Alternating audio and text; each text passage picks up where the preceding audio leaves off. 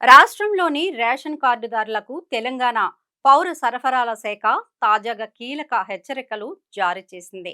Ration కార్డులో పేరు ఉన్న ప్రతి ఒక్క సభ్యుడు తప్పనిసరిగా ఈ కేవైసీ ప్రక్రియను పూర్తి చేయాలని అధికారులు తేల్చి చెప్పారు.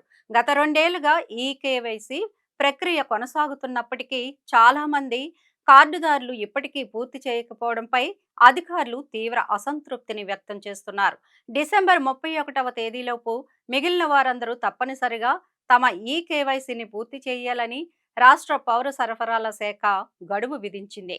ఈ నెల 31వ తేదీలోగా ఈ ప్రక్రియను పూర్తి చేయని యూనిట్ల రేషన్ సరఫరాను నిలిపివేస్తామని, వారి రేషన్ కోటా రద్దు అవుతుందని అధికారులు మరోసారి స్ట్రాంగ్ వార్నింగ్ ఇచ్చారు. ఈ కేవైసీ పూర్తి చేయడానికి రేషన్ కార్డులో నమోదైన సభ్యులు అందరూ తమ సమీపంలోని రేషన్ దుకాణాలకు వెళ్లి ఈ పాస్ మెషిన్లో బయోమెట్రిక్ వేలిముద్రలు నమోదు చేయించుకోవాలని పౌర సరఫరాల శాఖ అధికారులు సూచనలు చేస్తున్నారు.